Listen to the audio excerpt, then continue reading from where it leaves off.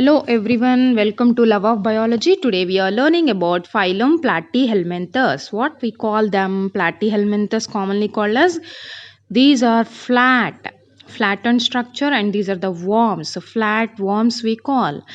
And their body is a dorso-ventrally flattened one. Okay, where these are present, these are endoparasites, mostly endoparasites. Actually, these are the parasites which will depend upon other organism, other host organism for the food, etc.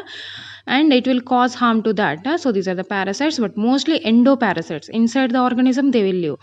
But most of them are ectoparasites also there.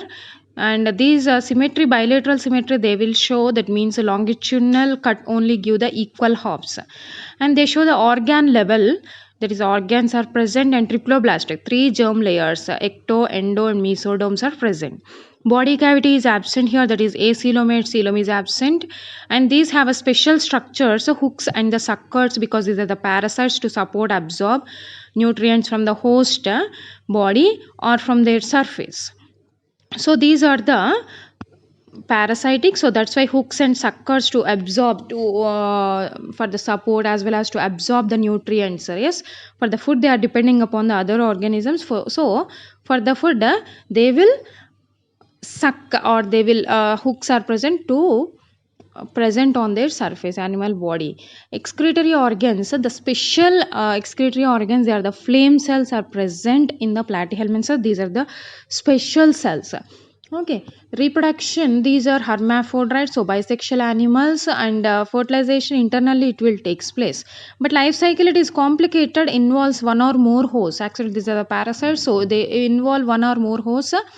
And that is, they are free living ecto or endo parasitic organisms, or endocommensals we call, nothing but the parasites. Development is indirect, that means larval stages are present.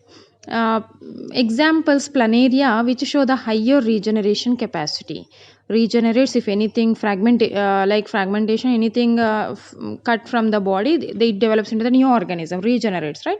And examples, tapeworms, liver flukes, that is Taenia, Fasciola. So these are the examples of the platyhelminthes. So Taenia solium, that is the tapeworm, commonly called as Fasciola, liver fluke.